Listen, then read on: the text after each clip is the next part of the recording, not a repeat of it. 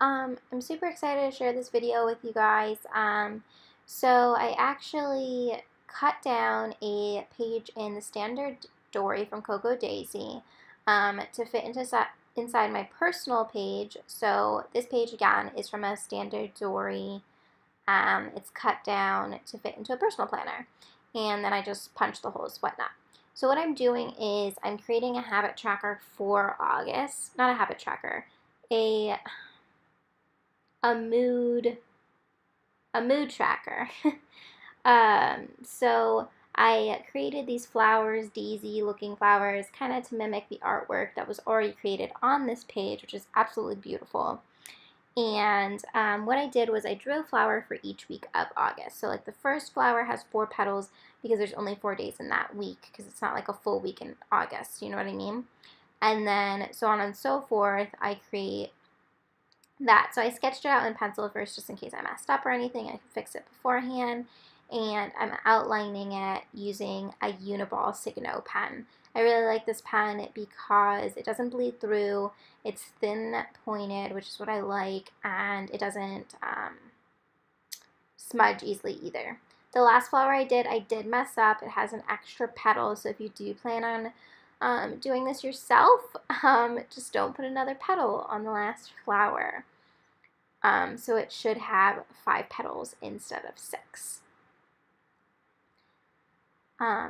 But yeah, so I make the stems, draw the flower, and then I go to look for some stickers to to label it as a mood tracker.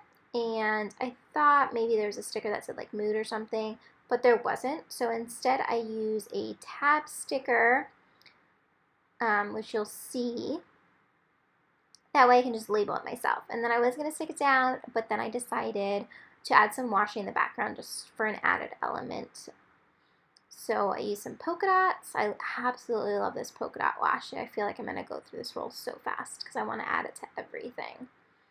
And then that color washi just to make your eye go back and forth from the flowers to the top.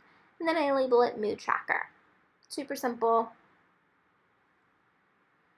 So I really wanted to create a mood tracker in my personal planner because I've been wanting to get back into bullet journaling, but I didn't want like a whole new planner just so I could do bullet journaling. And since I already cut down the pages in my standard drawer, I thought it was perfect.